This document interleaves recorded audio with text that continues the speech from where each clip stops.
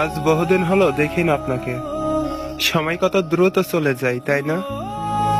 এক সময় প্রতিদিন আপনাকে না দেখলে দিনটাই অসম্পূর্ণ লাগতো। আর আজ আজ কত মাস কত বছর পেরিয়ে গেছে, তবুও আপনাকে দেখি না। তবুও অদ্ভুত ভাবে আপনার মুখটা ভুলে যায়নি। এখনো হঠাৎ কোনো ভিড়ের মাঝে চেনা কাউকে দেখলে মনে হয় হয়তো আপনি। আজ আর কোনো কথা হয় না, কোনো খোঁজ খবরও নেওয়া হয় না। তবুও কিছু মানুষ দূরে গিয়েও মনের কাছে থেকে যায়।